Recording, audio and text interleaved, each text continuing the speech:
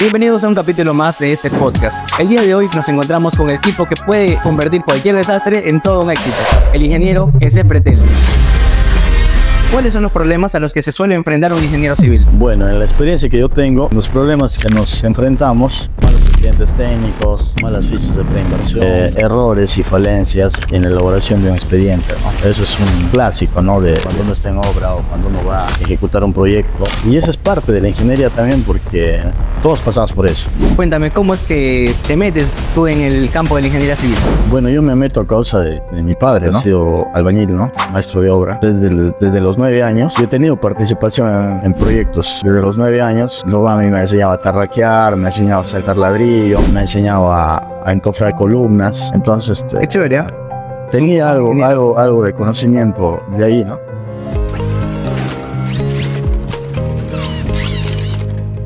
Bienvenidos a un capítulo más de este podcast, Hablemos de Ingeniería. El día de hoy nos encontramos con el tipo que puede convertir cualquier desastre en todo un éxito, el ingeniero José Fretel, que hoy nos va a hablar sobre cómo es que se solucionan los problemas en obra. ¿Qué tal, ingeniero? ¿Cómo estás? Con mucho gusto. Primero que nada, agradecerte el espacio y segundo, también saludar a tu público. Bueno, ¿no? Comencemos con la entrevista, no sé qué quisiera saber. Para empezar, José, cuéntanos, ¿cuáles son los problemas a los que se suele enfrentar un ingeniero civil?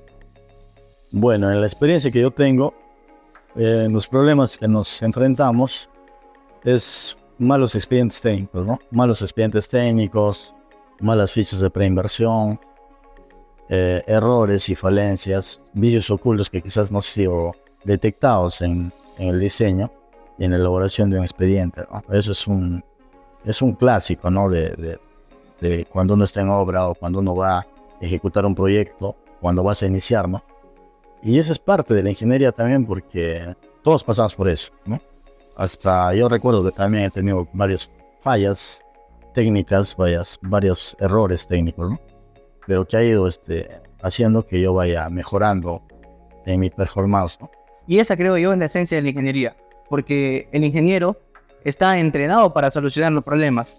En realidad, toda nuestra carrera profesional nos enseña a solucionar problemas de diferentes tipos, ya sea en la parte técnica misma, ¿no? Estructuras, hidráulica, electricidad, etcétera, hasta en gestión misma. Claro, lo que tú dices es cierto, ¿no? Por ejemplo, mira, te digo, nosotros estudiamos 5 años de varios cursos, ¿no? Los primeros años, por ejemplo, es cursos de matemática, física, programación, métodos numéricos, ¿no? Eso, yo me hacía una pregunta antes cuando era estudiante, ¿no? Decía, ¿para qué me sirve eso? Así es, ¿Para qué me sirve eso? ¿Yo para qué estudio esto, no? O sea, ¿de qué manera me va a servir eso? Y sí te sirve, ¿no? En los proyectos que he participado hasta la fecha, me ha servido mucho eso. Como te digo, a veces también uno falla, hasta en obra, o fallas en el estudio, ¿no? Entonces, si te das cuenta en ese momento en qué punto has fallado, todos los conocimientos que tú has tenido, que tú has podido adquirir, te permiten a ti desarrollar la solución, ¿ya? Te permiten a ti poder plantear una solución para que el proyecto continúe, ¿no? Y de manera personal, cuando usted se encuentra ante un problema en ingeniería, ¿cómo usted aborda ese problema? Hago 3 análisis siempre. Hago un análisis en condiciones óptimas, un análisis en condiciones normales y un análisis en condiciones pésimas. Y de esas 3 análisis que hago, planteo también cuál podría ser la mejor solución. Por ejemplo, ¿algún ejemplo específico? Bueno, recuerdo una oportunidad cuando estaba a cargo en una entidad pública acá en la región de Cayali, específicamente en el proyecto carretera, ¿no? Porque es la primera entidad que me abrió las puertas acá. Teníamos 3 proyectos de mantenimientos periódicos que tenían un déficit financiero, ¿no? Y en su oportunidad tuve que hacer ese análisis, ¿no? Me fui a campo y vi los avances físicos y luego pedí esa vez trabajaba y yo tenía una contadora trabajando en el despacho de estructura, me acuerdo, la señora Neyva se llamaba, y estaba un licenciado en administración, el licenciado Tejada. Yo les pedí los reportes contables, reportes administrativos, comprobantes de pago también solicité, para poder hacer esos 3 análisis. En condiciones óptimas, cómo podría yo sacar adelante el proyecto, en condiciones normales y en condiciones pésimas, ¿no? Lo pésimo era que nadie quisiera trabajar, pues, ¿no? Que quisieran quizás trabajar menos de 8 horas, porque en campo hay varias cosas, ¿no? Por ejemplo, los operadores a veces suelen quizás hacer otros trabajos extras fuera de lo normal, ¿no? Entonces lo primero era compenetrar a la gente, es decir, armar el equipo, pero el equipo cuando uno arma un equipo, uno tiene que evaluar a la gente, o sea, tienes que meterte en sus zapatos de esa persona, ¿no? Yo siempre hago eso, ¿no? Cuando voy a armar un equipo, a menos en obra, el tiempo me ha ido dando la razón en que uno tiene que configurar un buen equipo.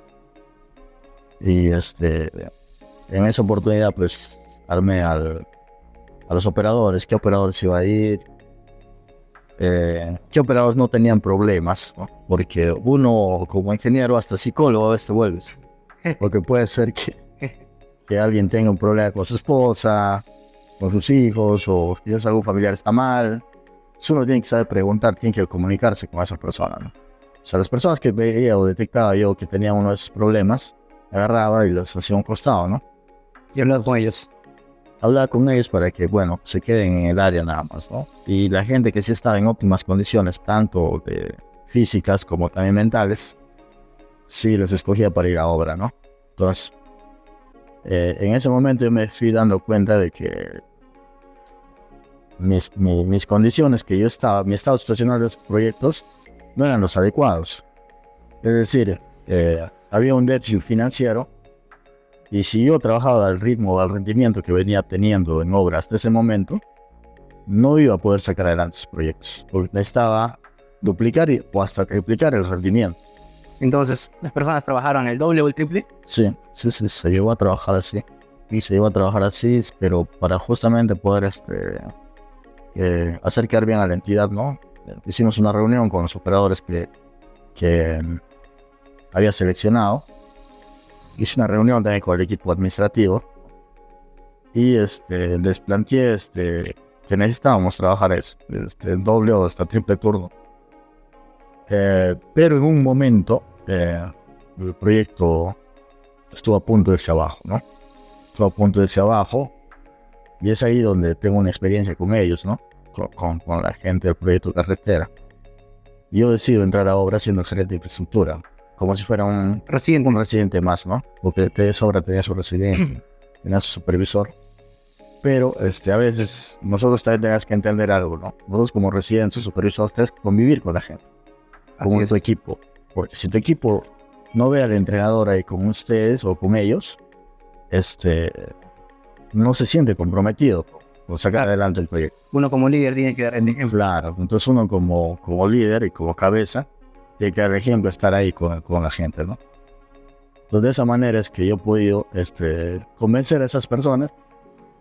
Ni siquiera trabajábamos 8 horas, ¿eh? Salíamos creo 3 de la mañana y hasta las 8 y 9 de la noche. Pero sí se les daba sus honorarios reconocidos, ¿verdad? O sea, claro, de una u otra manera se recompensa o ese tema, pero como te digo, la idea era acabar el proyecto. Claro, que las personas se sientan comprometidas con el proyecto. Comprometidas por el proyecto. Eso es bien importante para nosotros como ingenieros. Nosotros, si bien es cierto, podemos encontrar proyectos que están a punto de decaer, o proyectos que están en condiciones normales. Cuando están a punto de caer, el truco está en el tiempo de ejecución y en el compromiso de la gente, porque esa gente es la que te va a solucionar problemas en campo, ¿no? Entonces, tú como ingeniero, tú planteas una solución, ¿no? Entonces, esa gente es la que finalmente te da la productividad para que tú des un buen resultado, ¿no? Y ahorita permíteme unos 2 minutos para poder agradecerles yo al equipo que tuve esa vez, ¿no? El equipo del proyecto de carretera, ¿no? Que es prácticamente los peones, operadores, el equipo técnico también administrativo que me acompañaba en infraestructura, los ingenieros de esa época. pese a yo tener esa vez 27 años, 26, 27 años, logramos tener éxito en los proyectos. Y es de esa manera que yo me abro un campo acá en la región Ucayali, ¿no? Me abro un campo cada rico. Porque ellos fueron los que te hicieron quedar bien. Claro, en realidad fue un trabajo de ellos, ¿no? Claro. Un trabajo de ellos, simplemente quizás yo fui la persona que solamente motivó a que ellos obtuvieran esos rendimientos altos y pude armar el equipo para poder tener ese resultado.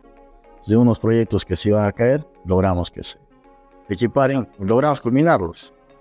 Y bueno, de esa manera es que me abro un poco de mercado que hago Ucayali, ¿no? Qué chévere que puedas agradecer y que reconozcas a estos profesionales que te apoyaron en su momento, ¿no? No, es que de eso se trata, ¿no? O sea, el ingeniero no es nada sin su equipo, ¿no? O sea, el líder o la cabeza que está al frente no es nada sin el equipo. Lo dicho, no somos nada sin nuestro equipo. Exacto. Al final, Es así. nuestro trabajo es el resultado del trabajo de toda la gente. Exacto. Claro, quizás a ellos nunca se les agradece, ¿no? Porque esa vez me hicieron quedar bien con el gobernador. Pero en realidad fue eso, ¿no? Fue simplemente conversar, coordinar y sacar lo mejor de cada persona, ¿no? Porque nosotros, cada uno de nosotros tenemos ese potencial. Y antes de continuar hablando sobre cómo es que haces esta magia con los proyectos para poder reactivar proyectos que están a punto de quebrar, cuéntame, ¿cómo es que te metes tú en el campo de la ingeniería civil? Bueno, yo me meto a causa de mi padre, ¿no? Mi padre de mí ha sido albañil, ¿no? Maestro de obra. O sea, desde los 9 años yo he tenido participación en proyectos, ¿no? Desde los 9 años, luego a mí me enseñaba a tarraquear, me enseñaba a sentar ladrillo, me enseñaba a encofrar columnas. Entonces, Qué chévere, ¿eh? tenía algo de conocimiento de ahí, ¿no? Son pocos ingenieros los que en realidad se toman el tiempo de aprender a ellos mismos a poder tarraquear, poder hacer ladrillo, hacer sus encofrados. Es algo importante, creo yo, que deberían saber todos, ¿no? Porque para tú poder supervisar o algún trabajo, tienes que saber cómo se hace el trabajo, ¿no? Claro, y además entender a la gente, ¿no? ¿Por qué te menciono esto? Porque como yo te decía, la carrera del ingeniero no solamente es tener alta productividad, ¿no? Sino también tener algo de psicólogo en el trabajo. Claro, tienes que saber comprender bien a la gente, porque al final nuestro trabajo siempre lo vamos a tener que realizar en equipo. Siempre. El ingeniero es un líder por naturaleza. Siempre tiene que estar con compañeros de trabajo, con equipo bajo tu cargo, etcétera. Claro, ahí lo que tú dices es cierto, porque en realidad hay un libro de John Maxwell que se llama Líder 360. Recomendado, ¿eh? Ajá, sí, Líder 360 grados ya. Entonces, ¿qué te dice ese libro? O sea, tú puedes tener un jefe acá, ¿no? Y tú puedes estar quizás abajo o quizás más abajo. Eso no te impide ser un líder, pues. Así es. O sea, eso no te impide liderar, ¿no? Eso no te impide que tú puedas liderar. ¿Y cómo lideras? Con el ejemplo, claro. Con el ejemplo, conversando con la gente, coordinando con la gente. Entonces, de esa manera, ¿no? Y hay gente que, en el caso mío, ¿no? A veces yo soy poco de hablar cuando estoy en el trabajo. Y sí, bastante exigir cuando estoy en obra. Entonces, ¿qué es lo que pasa? A veces la gente piensa que uno es no, el ingeniero es creído o es un poco prepotente, pueden decir, ¿no? En realidad no es así, ¿no? Cuando tú conoces a una persona, cuando tú conversas con esa persona. Claro. Cuando tú dialogas y cuando tú estás en un trabajo así, conviviendo con esa persona. Entonces eso es lo bueno, ¿no? Y eso es lo que siempre he hecho, ¿no? Me acuerdo una vez justamente por esa razón, el querer ver cómo es estar en obra mismo. Me tocó trabajar de ayudante de obra en algún momento. Recuerdo aquella anécdota en el que estábamos vaciando. Justamente mi amigo me llama, vamos a vaciar, me dice. ¿Ah? Y yo nunca había hecho esos trabajos. Es muy complicado, la verdad. Me acuerdo que cuando me tocó usar el trompo, se me cayó buena cantidad de mezcla al piso porque pesaba, ¿no? Era complicado la vuelta. De madura, ¿no? Luego, cuando justamente por eso me quitan el trompo, chapo la carretilla, echan la mezcla, y justo cuando voy a vaciar a la zapata, porque estábamos vaciando zapatas, casi se me cae la carretilla al cimiento, Bueno, y solo se quedó tierra por suerte. Mandaron a otro pata a sacar la tierra que yo hice caer, y el pata que me miraba, ¿verdad? Eso, como quien dice. Pero, parte, ¿no? Parte de la experiencia. claro, parte de la experiencia. Y ahí uno va entendiendo, pues, ¿no? Lo difícil que es ese trabajo, ¿no? Sí. Ya tiene más empatía por el personal, Claro. por todos ellos. Al Ah, final su porque- trabajo es el que... Porque mira, yo te voy a decir algo. Claro, lo que tú has dicho, para el ingeniero tiene que ser empático, ¿no? Tienes que analizar, hay personales que a veces no te están rindiendo lo que deben rendirte, porque a veces contestan de una manera que no te deben contestar. Entonces tú primero tienes que pensar que algo le está pasando a ese señor, ¿no? Detrás de él hay algo, hay familia o hay algún problema. Correcto es llamarlo, conversar, ¿no? ¿Qué es lo que pasa? Por eso te decía que el ingeniero es hasta psicólogo, ¿no? Pues si ves ya pues que es un malcriado, que es algo, ya ahí sí cortarlo, ¿no? Pero si ves que tiene algún problema o es un buen elemento, ya sí darle la oportunidad de continuar. Eso es algo que se saca conversando. Fue qué chévere que hayas podido empezar desde chibolo en todo este mundo de la construcción. Tiene su mérito, la verdad, de empezar tan joven. Y supongo que en todo ese trayecto has tenido tus momentos de tierra, trágame, ¿no? Donde no todo haya salido tan bien como quisieras. Bueno, sí, ¿no? En realidad, recuerdo 2 oportunidades, ¿no? Te voy a mencionar una de ellas. Cuando comencé a meterme a hacer empresa, ¿no? A emprender en el tema de construcción. ¿Tú tenías cuántos años? 24 años, Aún estudiante. claro, casi estudiante, ¿no? Ya estás terminando. Yo estaba a punto de terminar. Ya. Estaba a punto de terminar. Y ese momento formé una empresa con mi hermana, Con tu hermano. con Lucho y con Rubén. Y ¿para qué nos estaba yendo bien al inicio? La primera mala experiencia que tuvimos fue en un proyecto de un camino, mantenimiento de un camino periódico, ¿no? Y ahí el problema que tuve fue que el expediente estaba mal elaborado, ¿ya? Había deficiencia en el expediente técnico. Demasiadas deficiencias había. Ya. En realidad lo que había pasado era que quien había hecho el proyecto, quien había firmado el proyecto era un arquitecto. Ya. O sea, Entonces, ya, imagínate, ¿no? Sin ser de la especialidad, claro. ¿cómo estaba ese proyecto? Se supone que de la parte de la empresa, la parte técnica operativa la manejaba yo, ¿no? Y en realidad era mi primer trabajo grande que yo tenía. Y O sea, tu responsabilidad era el la revisar. responsabilidad técnica era revisar y todo. Es decir, sí fue error tuyo. No sé. Sí, fue un error donde perdimos un dinero fuerte, ¿no? ¿De cuánto era el proyecto?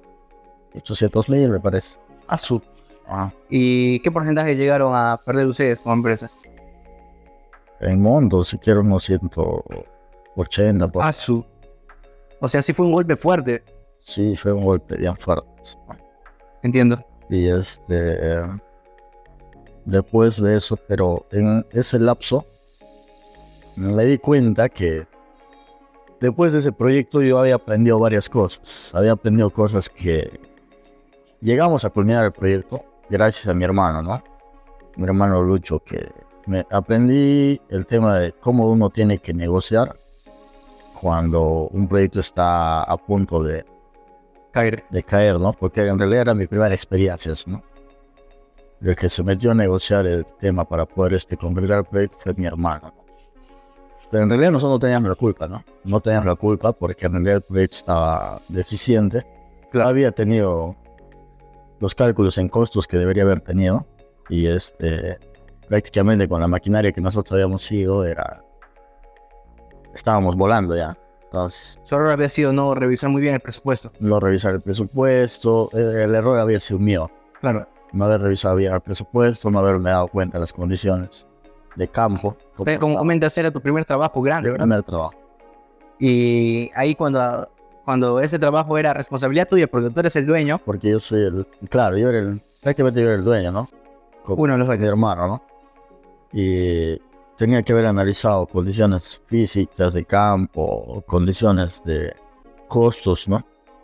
Rendimientos de maquinaria, condiciones de abastecimiento de combustible, condiciones del personal, lo que te mencionaba hace rato, ¿no? Con qué personal se puede trabajar y tener una alta productividad, ¿no? Todas esas cosas no lo había analizado. Y ya no te volvió a suceder después. Supongo que sí fue un golpe como para aprender la lección. Aprendí, pero o sea, me di cuenta, eso es el caso vial, ¿no? Luego, en otros casos, por ejemplo, edificaciones, también volví a cometer errores, ¿no? Ya. Fallas. Similares. No similares, sino fallas un poco más técnicas, ¿no? Recuerdo otra experiencia que tuve fue voy a hablar de una obra, no de la entidad, ¿no? Me habían contratado de supervisor de obras. ¿Qué proyecto era? Era unos pabellones en una universidad. Pabellones. Ajá. En Ya. una universidad yo era el supervisor de obra. Eran pabellones con una antigüedad de 50 años. Ah, eran pabellones antiguos. ¿Qué estaban haciendo ustedes ahí? La remodelación. Remodelaciones. Ajá, la Ya. remodelación. Entonces, ¿qué es lo que pasó? Eran marcos así, ¿no? Y en la parte del primer piso teníamos que hacer un auditorio. El Ya. auditorio tenía un desnivel, pues, para un sótano. Entonces, yo tenía un asistente que recién estaba iniciando, ¿no? Él es arquitecto. Recién se estaba iniciando en eso. Yo había confiado en darle la oportunidad a él, ¿no? De poder trabajar. Y resulta que cuando estábamos excavando para el auditorio, porque era un desnivel, encontramos 2 vigas de cimentación tipo marco, así, ¿no? Ya. Y hago un análisis simple, ¿no? Porque en realidad, como te digo, el ingeniero, por todos los cursos que has pasado, por la experiencia que ya vas adquiriendo, uno trata de ser práctico, ¿no? Así es. Lo primero, si me voy a la norma, que era la ley de contrataciones, yo tenía que, uno, hacer la consulta al proyectista, ¿no? A través de la entidad. El residente manda Al residente supervisor, entidad proyectista devuelve entidad. Si es que responde, si es que responde, hay un plazo muerto, ¿no? claro. Que puede tomar 15, 20 o quizás hasta más días. Y la obra duraba 60 días. Y ese plazo muerto va a afectar en el plazo de ejecución de obra. Entonces, ¿qué es lo que pasa? O sea, tú directamente al parar una obra es pérdida. ¿Para quién? Para la persona que ejecuta. Entonces, ¿yo por qué me ponía en el zapato del ejecutor? ¿Por qué? Porque yo también en algún momento he participado en ejecuciones. Entonces yo en esa parte me metí al tema de ellos y entendía que por una decisión mía, que quizás podía haber trabado, no iban a ellos a avanzar. Entonces, Claro, podría ser. el no avanzar, el tiempo es dinero en un proyecto. O sea, si tú alargas un tiempo más, es un dinero que pierdes. Entonces, si dependía de mi decisión, ya, pero yo tengo que también ser práctico, ¿no? Entonces agarré, hice el análisis estructural, algo simple, ¿no? Que me enseñó pues mi docente de resistencia y materiales, la ser hiperestático o ser isostático, ¿no? O sea, una estructura. Entonces agarré, hice el análisis recontra hiperestático, esa estructura. Yo le digo a mi asistente, le digo, porque tenía una reunión del gobierno regional en esa época. ¿Sabes qué? Vas a cortar los nudos. Vas a cortar el nudo acá, de la viga de cimentación, de la otra viga también, para que llegues al desnivel que te pide el proyecto, ¿no? Claro. El proyecto no estaba contemplado esa viga. No estaba contemplado La viga. romper ni cortar nada de eso, ¿no? Pero era necesario. Ahora, si el contratista podría haber sido más vivo, quizás, ¿no? Hubiera dicho, no, he hecho un adicional, no sé, ¿no? Claro. Entonces, ¿qué es lo que yo decidí? Le digo a mi asistente, ¿sabes qué? Yo soy práctico acá. Me cortas esto, porque igualito hice el análisis, quitando ese elemento, igual seguía siendo hiperestático la estructura. Y todo normal. Todo normal, ¿no? Entonces decidí hacer eso y me fui a mi reunión que tenía. Eso es también lo importante, estar en obra, ¿no? A veces cuando tú dejas la potestad a alguien que no tiene la expertise, porque recién está comenzando, como es el caso de mi asistente en esa época, quizás no toma en consideración algunas cosas. Y eso, en tu caso, ¿No? fue solo para una reunión. Claro. He visto muchas veces que los profesionales ni se aparecen en obra. Entonces me fui a la reunión, que me duró 2 horas, 3 horas, y luego regresé en la tarde a la obra. Y me encuentro que los operarios estaban, pero estaban taladrando, ¿no? Con el roto martillo. Con rotamartillo, con maquinaria. Y me molesté, oye, ¿quién carajo les da permiso para que hagan eso? Les digo, yo no he dicho que hagan eso. Yo les he dicho que hagan cortes, ley. ¿Por qué? Porque tú al hacer Vibraciones. vibraciones a un elemento, indirectamente te van a aparecer fisuras, ¿no? Así es. En algún punto o en algún nivel de la estructura. Entonces, o sea que les grité, pero no, como quien dice vulgarmente, los puteé, ¿no? Entonces, me molesté también con mi asistente. ¿Cómo? Si yo te estoy diciendo algo, le digo, ¿por qué no haces respetar eso? Yo estoy diciendo que cortes, no que lo taladres, no que lo perfores, no que lo vibres. Entonces, me puse a revisar en los niveles superiores si es que había pasado algo. Pero nunca me llegué a la azotea, nunca llegué a la azotea, el último nivel. ¿Ya? Y era una edificación de 2 aguas, ¿no? Entonces, agarré y dije, pues ya, al no ver ninguna faena, allá todo bien. Siguen, ya bueno. Suerte, todo bien. Corten, no me estén taladrando ya. Cortaron. Bueno, sacamos todo, hicimos toda la chamba, los 3 pisos se remodeló, se culminó. Entonces, ¿dónde viene a salir los daños? Cuando me llega una carta notarial de la entidad y un informe de Contraloría. ¿Después de cuánto tiempo? Habrá sucedido un par de años. O sea, todo estaba bien, se entregó el proyecto, todo. Se liquidó, bacán. Se cerró, todo, ¿no? Un par de años, creo, un par de años, un año, ¿no? Entonces, después de que se entregue todo bien, ajá, en unos años Contraloría les habla. me manda un informe, ¿no? ¿Qué les dice? Bueno, yo particularmente con Contraloría siempre nos dice que hay defraudación al Estado por tanto monto, pero su clásico informe que hace. ¿Qué es lo que había pasado? Efectivamente, en la azotea se había presentado una fisura, ¿ya? Y esa fisura con el tiempo se va incrementando, ¿no? Por ti mismo, quizás movimiento de los suelos que internamente hay, pues, ¿no? Entonces, en una lluvia, en un invierno en Huánuco, hasta que comenzó a filtrar el agua. Y se comenzó a filtrar todo lo que habíamos remodelado. Y nos empapelaron, a mí y al contratista, ¿no? ¿Qué les dijo Contraloría? No, pero que había una defraudación al Estado y tonteada, ¿no? Entonces, le llamé al contratista y le dije, mira... Y yo en realidad le dije, no quiero tener problemas con la justicia, con el poder judicial, porque eso es un desgaste en vano. Tiempo y dinero al final. Tiempo, dinero. Porque cuando uno quiere buscar solucionar un tema judicialmente, en vez de solucionar más lo entran, pues, ¿no? Así es. Y te dura años, 10, 20, 30 años. Entonces, ¿quién quiere vivir con esa angustia, no? Como te menciono, yo siempre he tratado de ser lo más práctico posible. Lo que hice fue conversar con el contratista y le dije, bueno, hay que reparar todos los daños que ha sucedido por el tema de la filtración. Hay que hacer eso, pero en este caso tú apóyame, yo también podré algo, y ya pues lo reparamos y vemos cómo.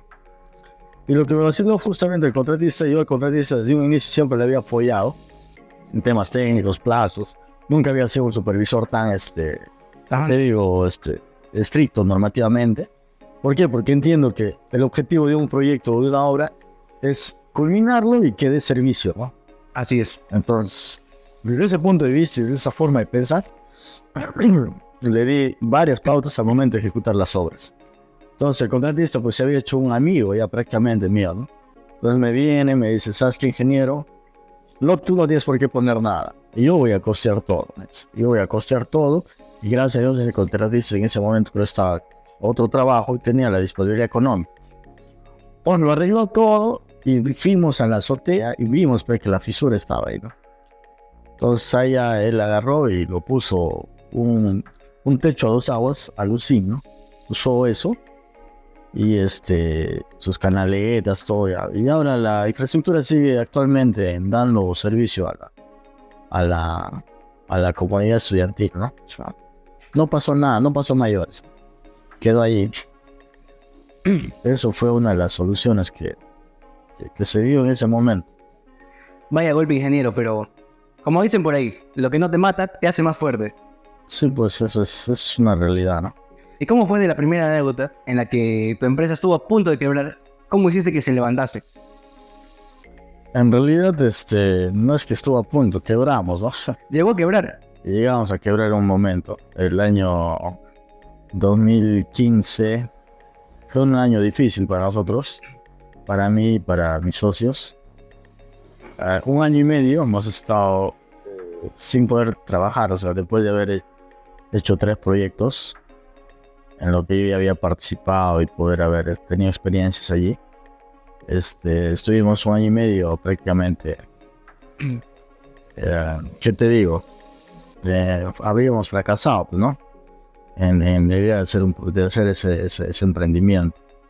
Entonces, lo único que yo he podido a estos momentos decirte que para que uno pueda tener éxito es la persistencia, ¿no? Seguir en lo que uno cree.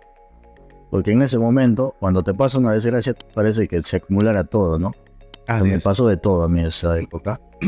2015 no ha sido un buen año para mí. El año 2015 hasta mediados del 2016, hasta septiembre recién comencé yo a poder, se puede decir, reactivarme, ¿no? Económicamente. ¿Por qué? Porque seguíamos continuando con el sueño de la empresa, hacer la empresa, pero después de 1 año y medio parados, ya el personal que contábamos ya no estaba con nosotros. Prácticamente solo estábamos los socios, ¿no? Intentando reactivarlo. Y estaba encima, pues, de nosotros los bancos, la SUNAT, toda una serie de cuestiones administrativas, contables, que a veces uno también desconoce, ¿no? Y que en ese momento recién comencé a darme cuenta que también es necesario conocerlo, ¿no? Claro, porque la universidad no te preparó para esas cosas. Claro, en realidad a mí no me preparó para eso, ¿no? O sea, no me había preparado para hacer empresa. Entonces ahí yo entendí que para que uno quiera hacer un sueño o quiera cumplir una meta, tienes que complementar tu carrera quizás con otras especialidades, ¿no? Y como te digo, todo me pasó esa fecha. Pero creo que ahora fue para bien, ¿no? Esa vez también, o sea, me llegué a separar de mi flaca. Uy. Me pasó un montón de cosas ese año. O sea, toqué el fondo de a poco para eso. O sea que,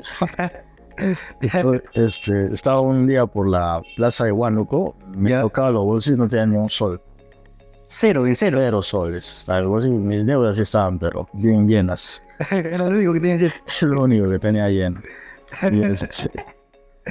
Lo que pasó ahí es ahí donde me pregunto, digo, ¿no? ¿Qué puedo hacer para yo salir de esto, no? Y me acuerdo que yo era ingeniero, ¿no? Claro. Me acuerdo que tenía que tener, que tenía una ventaja, ¿no? Y yo ya me había dedicado al mundo empresarial, entonces digo, no, pues yo soy ingeniero, ¿no? Entonces, tenía Salud. Te acuerdo que yo soy ingeniero. O sea, tenía que hacer uso ya de mis documentos como ingeniero, pues, ¿no? Porque esa época todavía era bachiller yo, ¿no? Tenía solo bachiller. Entonces agarré y dije, no, tengo que sacar mi título, ¿no? Paralelo al hacer empresa, yo había estado estudiando una maestría en la uni. Una maestría. Sí. ¿En qué? En Ingeniería de Transportes. Ingeniería de transportes. Yo soy especialista en el sistema de transportes. Ok. Entonces, y se me trabó esas fechas, ¿no? O sea, ya había llegado a culminar la maestría. ¿Maestría? ¿Te circuló en la maestría? No llegué todavía a sacarlo. Recién voy a ver si puedo continuarla. Pero es que luego tienes esa anécdota de tu tesis. No la valoraron ahí en la uni. Pero te sirvió para titularte. Sí, me sirvió porque en realidad no es que no la valoraron, sino era cuando uno es estudiante, a veces te vas tocando con gente que tiene un nivel mucho más superior que tú, ¿no? Académicamente hablo, ¿no? Ya. Y esa es los que me enseñaron, por ejemplo, el tema de todo lo que era ingeniería de transportes. Estaban buenos ingenieros, ¿no? Estaba el ingeniero José León, que es doctor en el sistema de transportes. Era el director nacional de Provías, ¿ya? O sea, era un tipo, ¿no? Un funcionario de alto rango. Y él había estudiado, me parece que en la Universidad de Alemania, en Frankfurt. ¿Ya? Y luego estaba el doctor Flores. El doctor Flores era un pata que había estudiado matemática pura en Francia. Y aparte era ingeniero estructurista y aparte era magíster de transportes, creo. O sea, era un tipo que se había dedicado a la investigación, ¿no?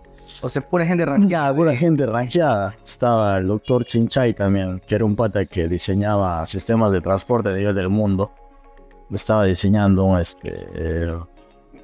me parece que un tren bala, un tren eléctrico en Tailandia, algo así. En esos proyectos estaban ellos. Entonces, siempre cuando yo iba a cursos con ellos nos lanzaban, ¿no? Cuestiones que habían hecho en el extranjero.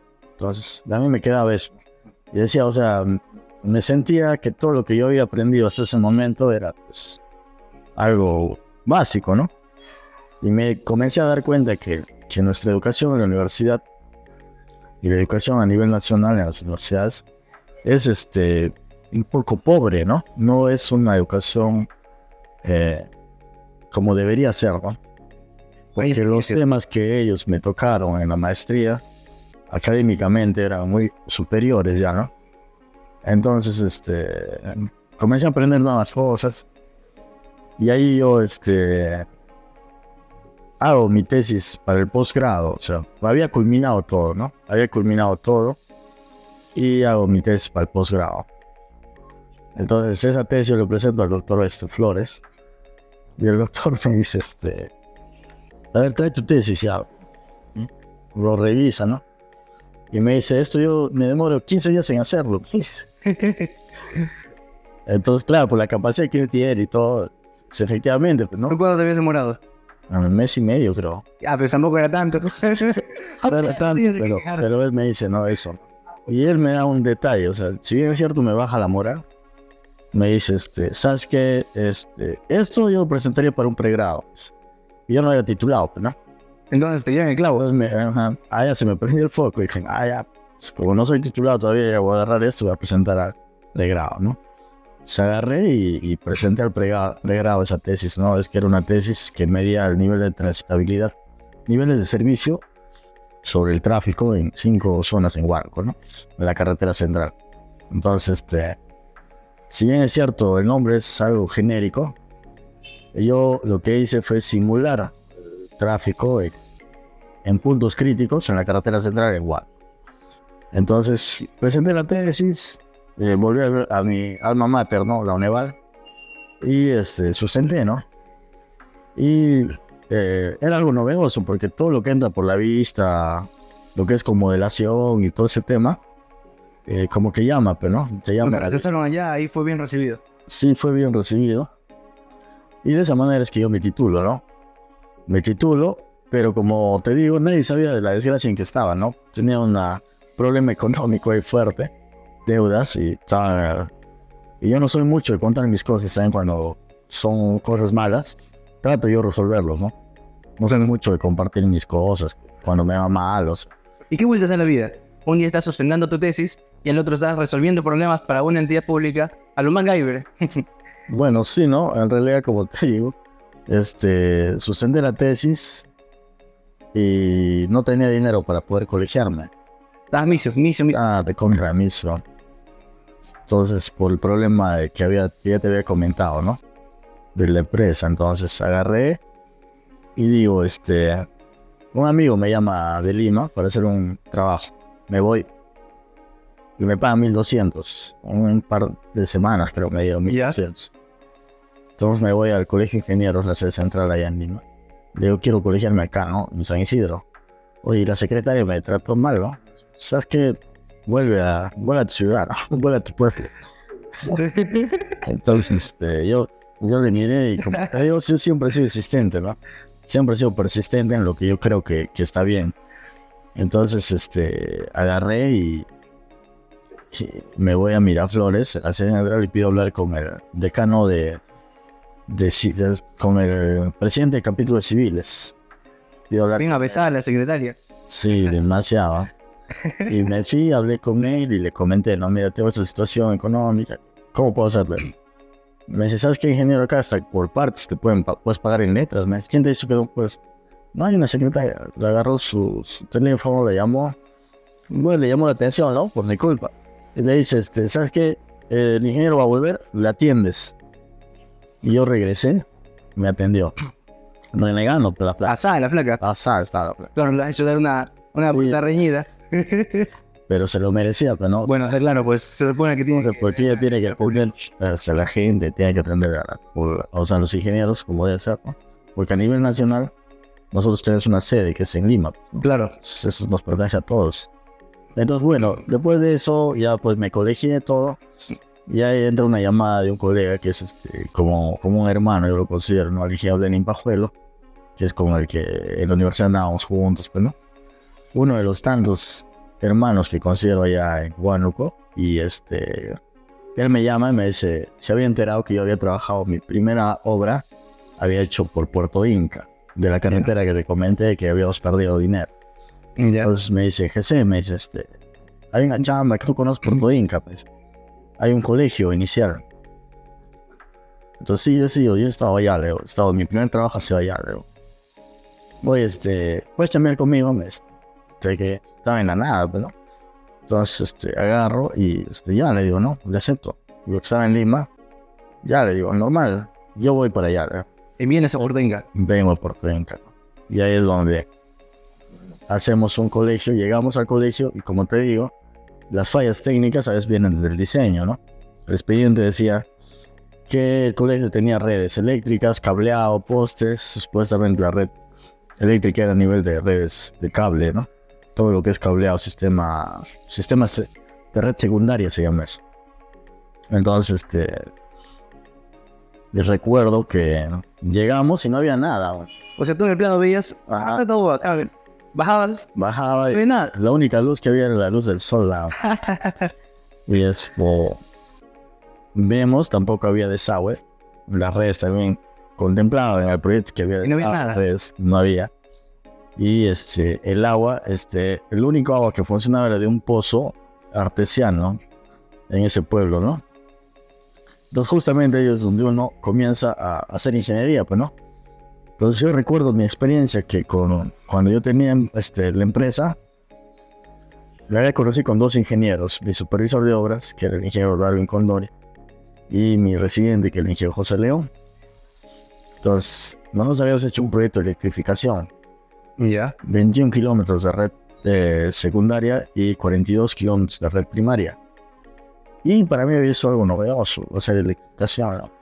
Habíamos 15 localidades habíamos electrificado a nivel rural. Ya. Y habíamos lanzado cables de cerro a cerro, tonte, ¿no?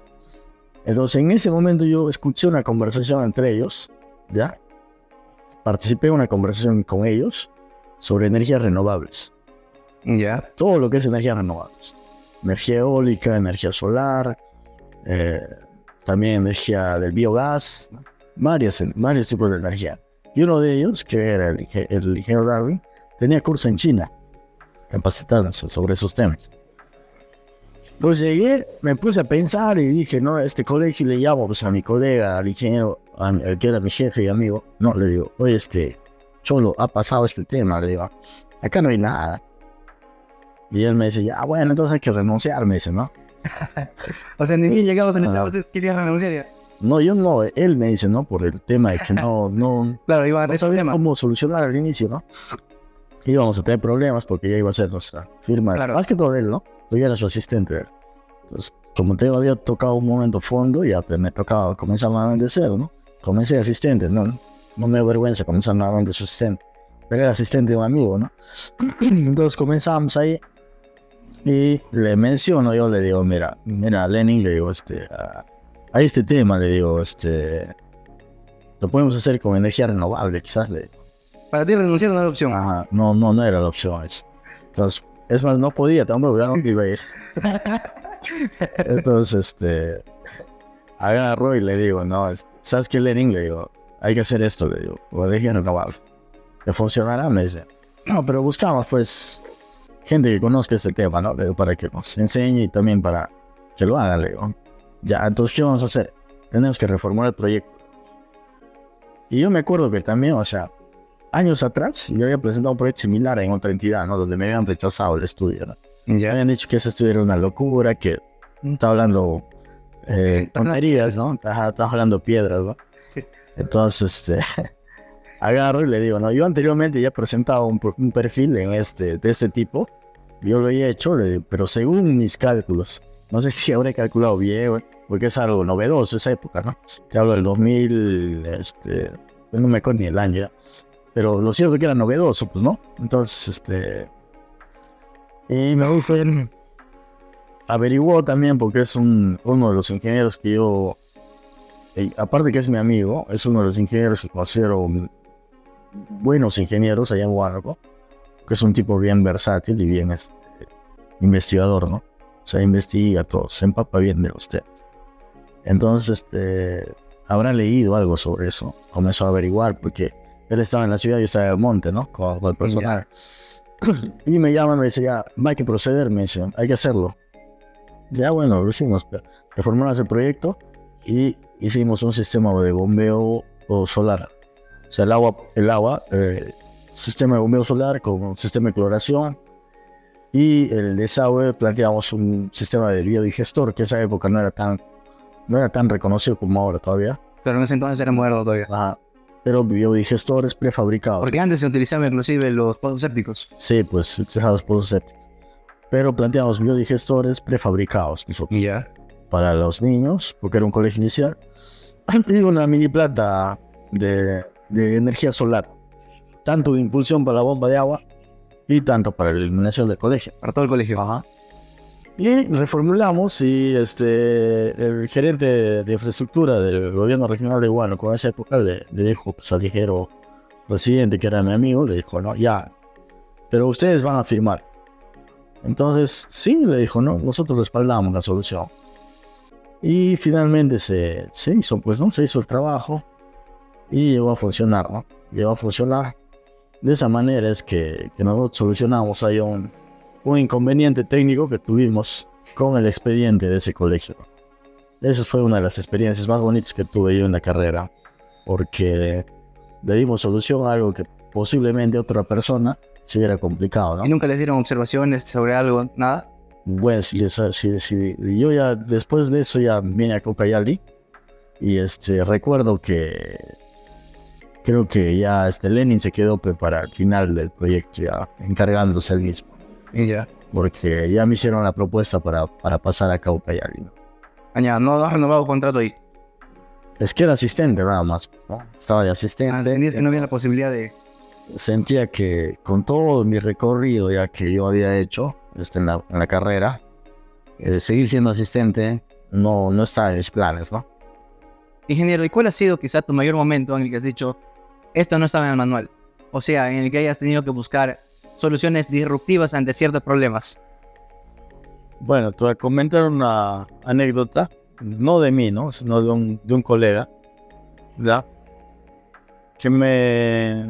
Yo soy un tipo que siempre hablo o coordino sobre diversos temas con varios colegas. Entonces, él me comentó hace tiempo ya atrás que él trabajaba en una entidad donde había encontrado una ejecución de un proyecto, de una obra, en un avance físico de 15% más o menos y un avance financiero de un 50%.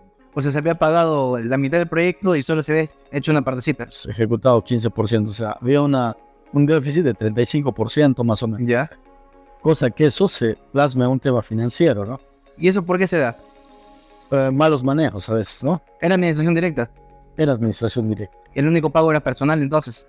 Creo que tiene personal, combustible y material, creo. Esos eran los tres bienes principales, ¿no? Entonces el detalle era que él ya no tenía cómo pagar al personal. Ah, ok. ¿Ya? No tenía cómo pagar al personal y solo tenía saldos en el tema de combustible, ¿no? Entonces me dice, ¿no? Que lo que hizo él, la decisión que él tomó fue agarrar y pagar al 100% del combustible y hablar con el proveedor. Hablar con el proveedor que reconociera la deuda del personal. Entonces, es un pago, lo salió como compra de combustible, algo así, ¿no?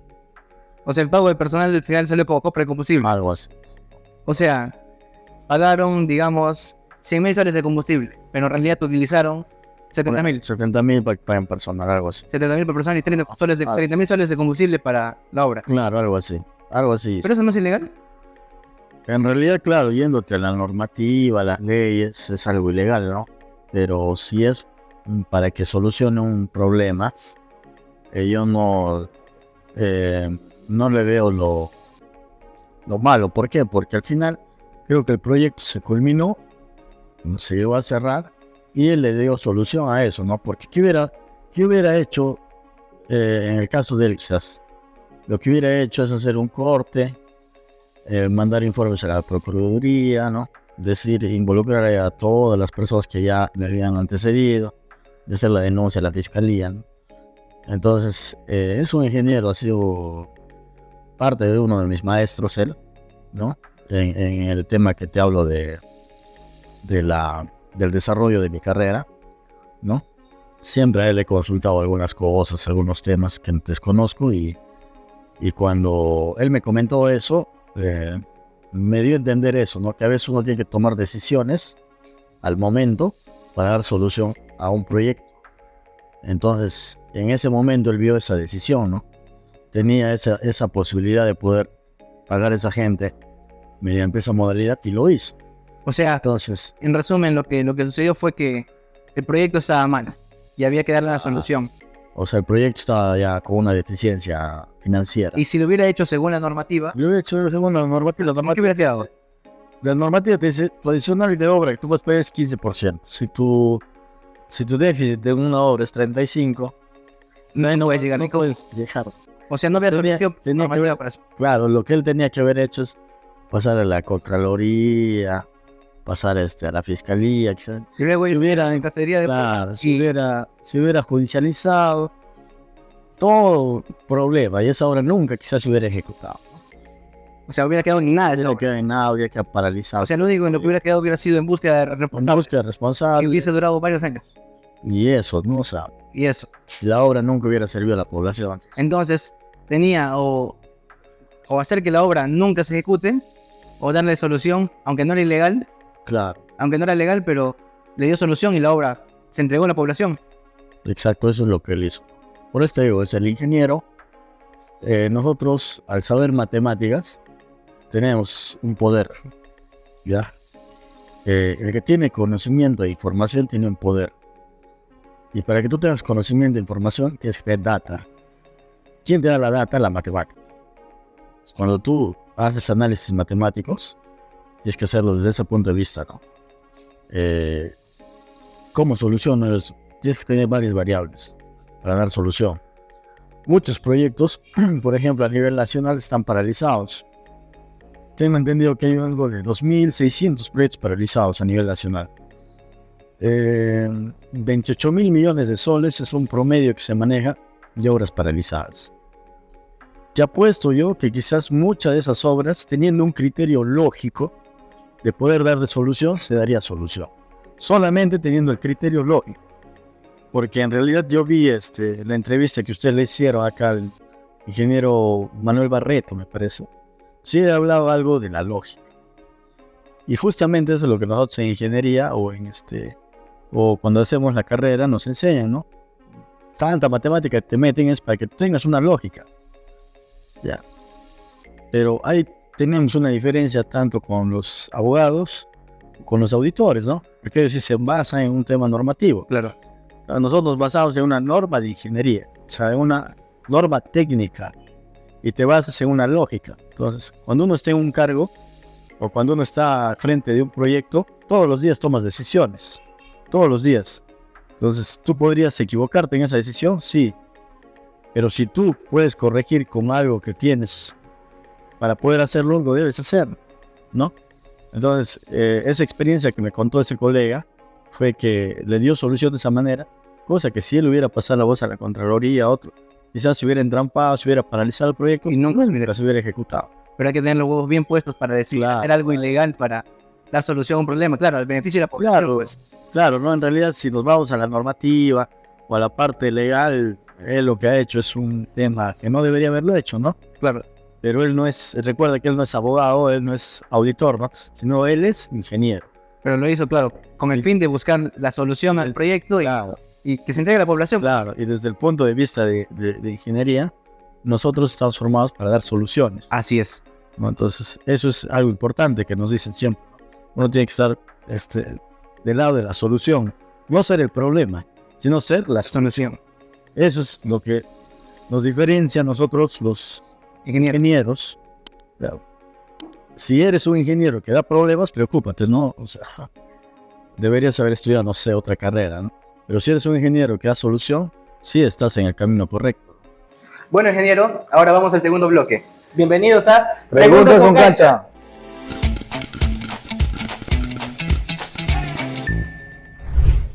Si pudieras viajar al pasado y darle un consejo a tu yo de 20 años, ¿cuál sería? Bueno, básicamente creo que dentro de toda la carrera me han faltado dos cosas hacer, ¿no? Estudiar inglés a la perfección y estudiar programación. Las personas que saben programar y las personas que entienden inglés tienen una ventaja, ¿no? Y eso es lo que haría y eso es lo que vengo haciendo, ¿no? ¿Alguna vez has tenido que improvisar una solución en el último minuto? Cuéntanos esa historia. Cuando estaba en el proyecto Carretera, en el último mes, para poder culminar la ejecución de unas vías que teníamos, tuve que ser yo mismo la persona que me vaya a obra, ¿no? Que me involucre con la gente y que pueda dar solución final al problema, ¿no? Eran unas pequeñas cosas y compartí con ellos hasta el 31 de diciembre esa fecha. Y bueno, ¿no? Hicimos un equipo bueno en campo esa fecha, ¿no? ¿Cuál es el proyecto más desafiante en el que has trabajado y cómo lo resolviste? Bueno, actualmente el proyecto en el que se puede decir el más desafiante que tuve, claro que no era con la especialidad de civil, ¿no? Era una electrificación, 21 kilómetros de red secundaria y 42 kilómetros de red primaria de alta tensión. Eso me hizo aprender varias cosas y eso me hizo aprender también que había tecnología en energía renovable para poder dar solución a algunas cuestiones. ¿Alguna vez tuviste un mentor que te guió en tu carrera? ¿Qué aprendiste de él o ella? En realidad decir que si he tenido uno sería mentirles, ¿no? Creo que he tenido varios, ¿no? Uno de mis primeros mentores ha sido mi hermano Rubén, al enseñarme matemática, porque yo no sabía matemática. El otro ha sido mi hermano Lucho, al enseñarme temas financieros, contables. Y luego, ¿no? Los docentes de la universidad. Otra de las personas que también me ha enseñado ha sido el ingeniero Marco Gandoña. Múltiples ingenieros que han pasado por mi carrera, el ingeniero Quique Sánchez. Con Marco acá, por ejemplo, recordando, tengo una anécdota, ¿no? Que cuando nosotros llegamos al gobierno regional, él me cita a una reunión sobre unos proyectos que estaban atrasados, ¿no? Y bueno, pues Marco es una persona bien enérgica, que me puteó de frente, ¿no? Delante de los que habían financiado el proyecto, ¿no? Que esto está mal. Me comentó, voy a mandar un ingeniero, me dijo, no voy a mandarle al ingeniero Wilson Víos para que te apoye, ¿no? Yo lo escuché hasta el final, ¿no? Porque uno tiene que escuchar. Lo escuché y al final ya cuando nos quedamos solos le dije, dame 5 minutos de tu tiempo. Entonces ya me dijo, ¿no? Me dio los 5 minutos. Yo recién acabo de ingresar, ingeniero. Está recibiendo una reñida que no me correspondía, ¿no? Y le dije, no, yo no necesito ayuda de nadie, ¿no? Yo solo puedo resolver mis problemas. Entonces, esa es, Marco me comentó, me dijo, ¿te crees bacán? ¿De qué universidad eres? Yo soy de la Uneval, le dije. Eres de mi alma mater, me dijo. Hola, colega. Ya luego, pues, son anécdotas que pasan y luego, pues, con Marco ahorita somos colegas, amigos, ¿no? Eso es lo que me pasó. Hay un gran panel en la calle que todos pueden ver. ¿Qué escribirías en ese panel para inspirar a otros ingenieros? Básicamente, ser persistente y capacitarse, ¿no? Capacitarse, ser persistente. Entender que el conocimiento de la ingeniería no es algo estático, ¿no? Es algo dinámico. Lo que tú aprendes hoy día, quizás mañana ya no te sirva mucho, ¿no? Pero sí es una base para que continúes en el camino. Entonces, toda la carrera de ingeniería es así, ¿no? Hasta el día que tú ejerzas, el último día que ejerzas la carrera, siempre va a ser así. Pues lo que uno tiene que tener dos cualidades: la capacidad de querer aprender y ser persistente, ¿no? Porque muchas veces, en el primer nivel, no vas a aprender todo. Tienes que ir pasando el segundo nivel, el tercer nivel, o sea, pero todo se basa en que seas persistente, ¿no? ¿Qué es lo que más te apasiona de ser ingeniero civil? Básicamente solucionar los problemas sociales de la gente, ¿no? Porque en realidad nosotros usamos nuestro conocimiento matemático, nuestro conocimiento en diversas cuestiones matemáticas o físicas para poder dar solución a un problema. Y esa solución es brindar una mejora o un nivel de calidad más adecuado a la población, ¿no? Y eso es lo que más me apasiona, ¿no? ¿Qué tecnologías crees que cambiarían la ingeniería civil en los próximos años? Bueno, no es que en los próximos años, ¿no? Ya venimos, actualmente viene cambiando mucho. Actualmente el mundo vive se puede decir, una revolución tecnológica de innovación afuera, ¿no? Lo que yo cambiaría es el tipo de educación que nosotros tenemos, ¿no? Que la educación universitaria o la educación secundaria o hasta primaria tenga estos toques más informáticos, más de implementación de tecnología, más de innovación, ¿no? ¿Por qué? Porque eso hace que uno despierte la mente, ¿no? Hace que tu mente sea un poco más proactiva, más curiosa, ¿no? Y eso es bueno en realidad, porque eso es ingeniería, ¿no? Y eso es lo que debe apostar nuestros gobernantes, pues nuestros políticos, ¿no? Que todavía nunca han tocado ese tema de educación como debe ser, ¿no? ¿Cómo manejas la presión cuando un proyecto va mal y todos esperan que lo soluciones? Bueno, les voy a decir algo. A nosotros en la universidad siempre nos han presionado, ¿no? Más que todo en lo naval. Recuerdo que cuando llevé cursos, del 100% de alumnos, pues pasaba un 5%, creo. Entonces, siempre en la carrera está esa presión. O sea, no es que todo proyecto tiene su lado de dificultad y donde va a venir una presión natural de cualquier proyecto que sea, ¿no? Entonces, ¿cómo lo manejo? Bueno, siempre con la tranquilidad, ¿no? Primero uno tiene que tener la tranquilidad y la lucidez. Y lo otro, como les decía yo, tienes que tener 3 tipos de análisis matemático que hago, ¿no? En condiciones pésimas, en condiciones normales y en condiciones óptimas. Y eso es lo que siempre hago, ¿no? Si pudieras volver a hacer un proyecto que consideras tu fracaso, ¿cuál sería y qué harías diferente? Bueno, en realidad hay varios proyectos ya que al nivel de ingeniero yo he participado y he fallado, ¿no? Y he fracasado, se puede decir. Lo que tendría que haber hecho o lo que tendría que hacer es capacitarme más, ¿no? Capacitarme más, buscar mejorar en mi performance, ¿no? ¿Por qué? Porque como les digo, cuando uno construye, la falla siempre va a haber. Lo que es diferente a que cuando uno destruye, tomas poco tiempo en destruir, pero cuando uno construye te toma largo tiempo. Entonces lo que haría es construirme a mí mismo, ¿no? Mejorarme a mí mismo. ¿Qué es lo más extraño que has encontrado en una obra y cómo lo resolviste? Lo más extraño que encontré fue pues, que en el expediente decía que había luz, redes, postes. Cuando llegué al lugar no había nada, ¿no?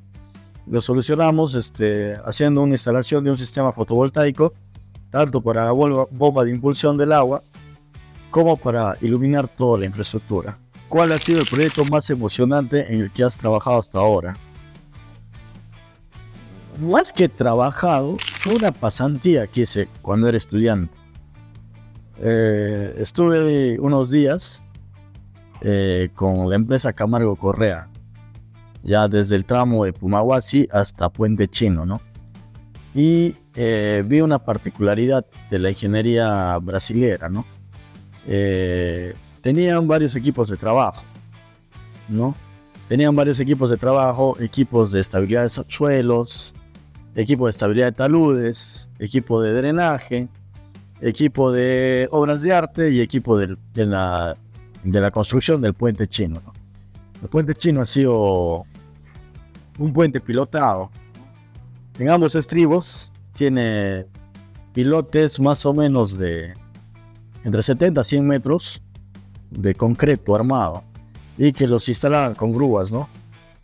Entonces por todos esos ambientes yo he pasado una pasantía y es el proyecto más grande y de mayor envergadura que he podido no participar sino estar de observador, ¿no? Y que también me ha ayudado a saber que la ingeniería es amplia, ¿no? ¿Cuál ha sido la solución más ingeniosa que has tenido que implementar en una obra? El tema de la bomba solar, como les digo, ¿no? La bomba solar con sistema fotovoltaico para poder impulsar agua. Si pudieras cambiar algo en la manera en que se enseñan las ingenierías en la universidad, ¿qué sería? O sea, cambiaría buena parte de la currícula y del sílabus, ¿eh? Miren, como yo tengo un concepto ahorita, ¿no? Y le escuchaba a Andrés Oppenheimer, ¿no? Que es un periodista internacional, que el mundo está cambiando. O sea, todo se está implementando con tecnología, con inteligencia artificial, con innovación, ¿no?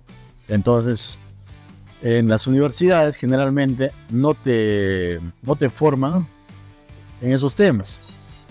No te forman en los temas empresariales. O sea, no te forman para crear, ¿no? Y yo una vez cuando alguien me preguntó, después que había salido de la universidad, ¿qué concepto tenías de la universidad? Particularmente yo tengo un concepto que quizás no les guste a muchos, pero decía para mí que la universidad es una productora de desempleados, ¿no? ¿Por qué? Porque prepara personas, prepara alumnos para finalmente buscar trabajo, pero no prepara para poder crear nosotros mismos, para poder innovar, para poder implementar tecnología o para poder hacer empresa, ¿no? Entonces, ¿quién te da eso? Ya eso te dan afuera, ¿no? Con la curiosidad o la misma ganas de querer salir adelante, uno solo trata de implementarlo, ¿no? Pero no he visto que no te lo enseñan en las universidades.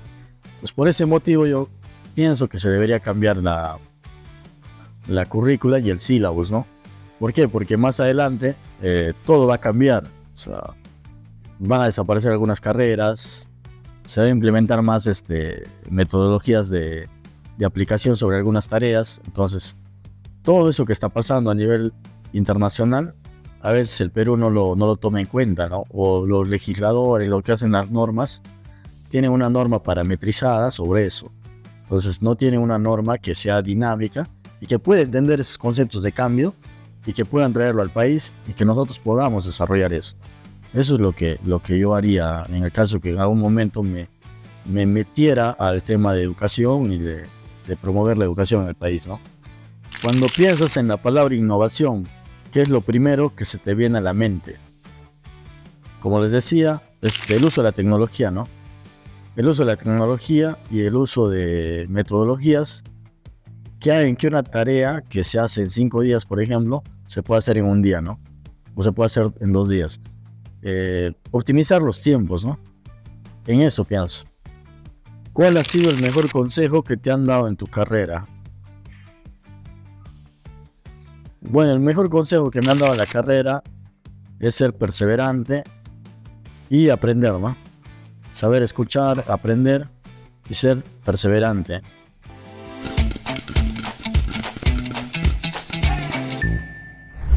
Jesse, ha sido todo un placer tenerte hoy con nosotros. La verdad es que hemos aprendido bastante de tu experiencia y de cómo fue que solucionabas diversos problemas durante tu trayectoria profesional. ¿Algún mensaje que quisieras dar a todo el público que nos está viendo? Sí, básicamente a la comunidad de ingeniería, ¿no? De acá de Ucayali y por qué no quizás de Huánuco y también a nivel nacional, ¿no? Nunca pierdan el enfoque de que nosotros los ingenieros estamos preparados para dar solución a los problemas que hay en la sociedad, ¿no? Y para eso tenemos que hacer uso de nuestros conocimientos, de la innovación e incorporación de la tecnología a la ingeniería peruana, ¿no? Eso básicamente. Cerremos con un brindis, Jesse. Un brindis por aquellos ingenieros que siempre encuentran una solución a los problemas, incluso cuando parecen imposibles. Salud. Por eso.